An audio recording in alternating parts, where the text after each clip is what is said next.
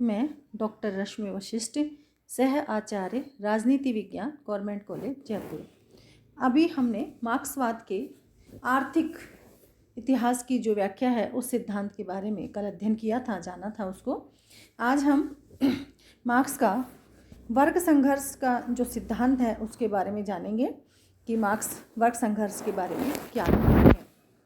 Karl Marx की जो विचारधारा है उसमें वर्ग संघर्ष को विशेष महत्व प्रदान किया गया है। इस संबंध में साम्यवादी घोषणा में कहा गया है कि अब तक के समस्त सामाजिक जीवन का इतिहास वर्ग संघर्ष का इतिहास है। मार्क्स व्यक्तियों में जो संघर्ष है उसको वर्ग के आधार पर देखता है। वह समाज में दो वर्गों को स्थान देता है, एक शोषक है और दूसरा शोषित है। वर्ग किसे कहते हैं? वर्ग व्यक्तियों के उस समूह को कहते हैं जो उत्पादन की किसी विशेष क्रिया से संबंधित हो और जिनके साधारण हित एक हो, ये वर्ग कहलाता है। मार्क्स का जो वर्ग संघर्ष का सिद्धांत है समाज में उत्पादन तथा वितरण पर आधारित दो वर्गों को मानकर चलता है जो हमेशा अपने विरोधी हितों के कारण संघर्षरत रहते हैं, संघर्ष में लीन रहते हैं। वर्गों के स्वरूप में भले ही अंतर आता रहे, किंतु समाज में वर्ग उत्पादन के साधनों, भूमि और पूंजी पर अधिकार रहता है और इसे जमींदार या पूंजीपति वर्ग कहते हैं।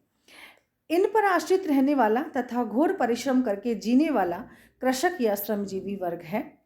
पहला वर्ग बिना कुछ श्रम किए दूसरे वर्ग के शोषण से लाभ उठाता है और दूसरा जो वर्ग है वह अपने परिश्रम करने पर भी जीवन की अनिवार्य आवश्यकताओं की पूर्ति नहीं कर पाता है। इस दृष्टि से मार्क्स कहता है कि पहला वर्ग शोषक है और दूसरा शोषित कहलाता है। पूंजीपति उत्पादन के साधनों पर स्वामित्व रखकर अपना जीवन निर्वाह करता है और श्रमजीवी अपना श्रम बेचकर। दोनों की ज़रूरतें एक जैसी हैं, दोनों ही अपनी ज़रूरतों को पूरा करना चाहते हैं। इस कारण वह मजदूरों को कम से कम मजदूरी देना चाहता है और पूंजीपति ज़्यादा से ज़्यादा लाभ कमाना चाहता है। अर्थात दोनों के हित एक जैसे हैं, लेकिन उनका जो कार्य करने का जो तरीका है वो अलग अलग है। मार्क्स और एंजिल्स साम्यवादी घोषणा पत्र में लिखते हैं कि स्वतंत्र व्यक्ति तथा दास, अमीर तथा सामान्य जन, भूस्वामी तथा भूदास, श्रेणीपति तथा दस्तकर, संक्षेप में उत्पीड़क तथा उत्पीड़ित हैं, दोनों ही वर्ग। तो वर्ग संघर्ष की अपनी इसी धारणा पर कार्ल मार्क्स पूंजीवाद के अंत को निश्चित मानता है। उसका कहना है कि पूंजीवाद अपने विनाश के बीच स्वयं ही बोता है। क्यों? क्योंकि पूंजीपति और अधिक धन कमाने के लिए अपने उद्योगों को बढ़ाता रहता है और मजदूरों को और ज़्यादा लगाता रहता है। तो ऐसे में मजदूर एक जगह एकत्रित हो जाते हैं और वे लोग पूंजीपति का विरोध करने में सक्षम हो जाते हैं।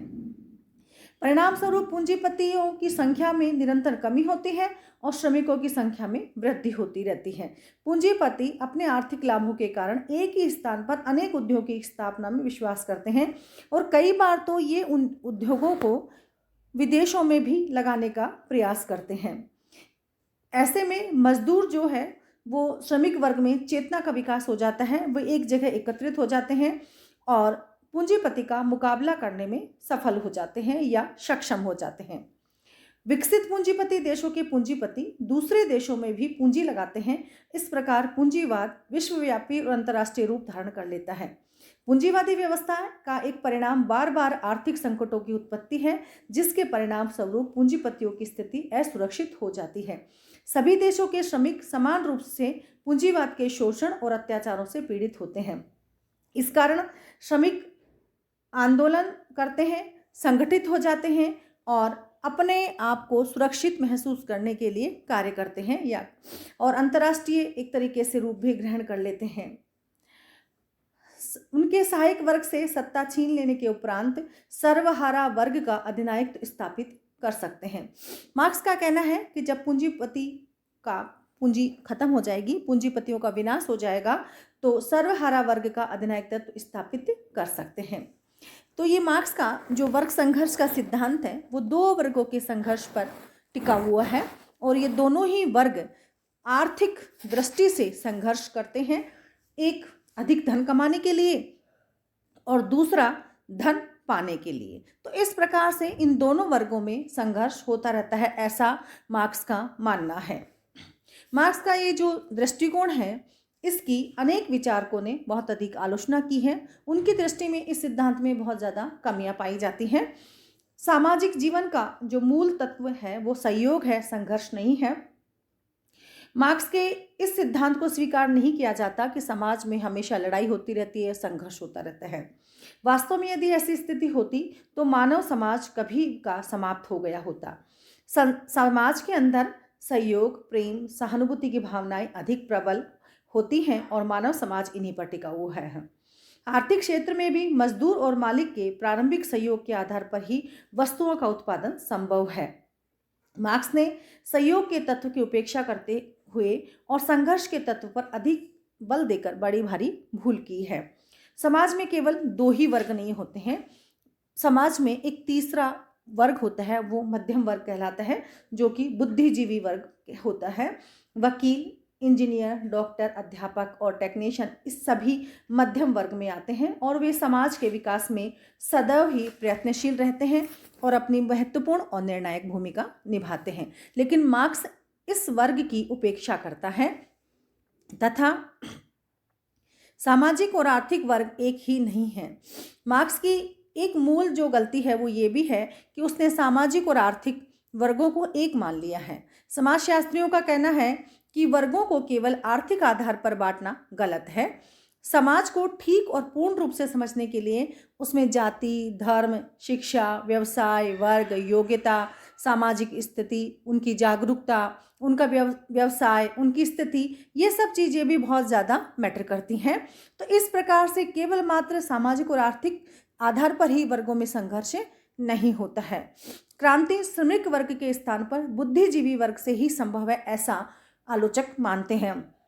उनका कहना है कि क्रांति अभी तक जो मानवीय इतिहास में हुई है और मानवीय इतिहास इस बात का गवाह है कि जो भी क्रांतियां हुई हैं उनका नेतृत्व श्रमिक वर्ग के द्वारा नहीं बल्कि बुद्धिजीवी मध्यम वर्ग के द्वारा किया गया है।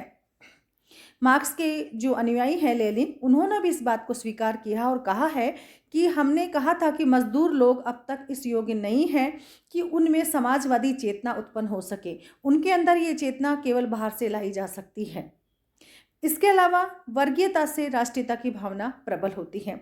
जब कभी राष्ट्र पर संकट आता है तब पूंजीपति और श्रमिक दोनों इस बात को भूल जाते हैं कि उनके संघर्ष क्या हैं या उनकी आवश्यकताएं क्या हैं या उनकी कमियां क्या हैं। वे सब राष्ट्रहित के लिए परस्पर एक दूसरे के साथ मिलकर के काम करते हैं और वे अपने विरोध को भूल जाते हैं। समस्त इतिहास वर्ग संघर्ष का इतिहास नहीं है। आलोचकों की दृष्टि में उनका मानना है कि केवल मात्र इतिहास में लड़ाई होती रही हो, झगड़ा होता रहा हो, संघर्ष होता रहा, वो भी आर्थिक आधार पर, ऐसा संभव नहीं है और ऐसा ठीक भी नहीं कहा जा सकता, क्योंकि इतिहास में बहुत सारी चीज़ें हैं, जैसे धर्म है, शक्ति है और भूमि है, मानवीय भावनाएं हैं, संघर्ष हैं, संवेदनाएं हैं। ये सब चीज़ें भी मानव इतिहास का साक्षी रही हैं और इनके आधार पर भी इतिहास का निर्माण हो सकता है। डॉक्टर राधाकृष्णन वर्ग संघर्ष की धारणा की समीक्षा करते हुए ठीक ही कहते हैं कि इतिहास केवल वर्ग संघर्षों का ही लेखा मात्र नहीं है। राष्ट्रों के युद्ध वर्गों के युद्ध की अपेक्षा अधिक हिंसक और अधिक आम रहे हैं। इतिहास में धर्म के नाम पर लड़ाइयाँ हुई। पिछले युद्ध में मार्क्सवादी 2-4 अपवादों को छोड़कर अपने अपने पूंजीवादी राज्यों की ओर से लड़े थे। भारत में हिंदू मुसलमानों की समस्या अथवा आयरलैंड में कैथोलिकों को और प्रोटेस्टेंटों की समस्या वर्ग संघर्ष की समस्या नहीं कही जा सकती है। इसके अलावा मार्क्स द्वारा जो चित्रित वर्ग संघर्ष का परिणाम है वो भी सही सत्य नहीं होता है, ठीक नहीं कहा जा सकता है। मार्क्स का मानना था कि जब पूंजीवाद का अंत हो जाएगा तो समाजवाद की स्थापना होगी, जो कि नहीं हो पाई है। और उनका मानना था कि अवश्य होगी, वह ठीक नहीं है, क्योंकि मार्क्स स्वयं में निहित दोषों के आधार पर पूंजीवाद के अंत की भविष्यवाणी करता है, किंतु वह भूल जाता है कि पूंजीवाद में सुधार की गुंजाइश होती है, उसको सुधारा जा सकता है, उसमें परिवर्तन किया जा सकता है, उसे बदला जा सकता है। और जो मजदूर वर्ग जो शोषण का शिकार है उसमें भी बहुत सारी रियायतें दी जा सकती हैं। उसके जो व्यवहार है, उसका जो व्यक्तित्व है, उसका जो कार्य करने की शैली है, उन सबको बदला जा सकता है। और इंग्लैंड तथा अमेरिका जैसे विकसित देशों में ऐसा हुआ भी है कि श्रमिक वर्ग की संख्या में निरंतर वृद्धि और पूंजीपतियों की संख्या तथा शक्ति में निरंतर कमी होती जाएगी और पूंजीपति तथा श्रमिकों के संघर्ष में श्रमिकों की विजयी होगी, ऐसा मार्क्स का मानना था। लेकिन ऐसा तर्क जो है वो सही सत्य नहीं हो पाया है। इसलिए हम कह सकते हैं कि वर्ग संघर्ष की जो धारणा है मार्क्स की, वो उचित नहीं कही जा सकती है। कुछ सीमा तक कुछ बातें असत्य भी हैं।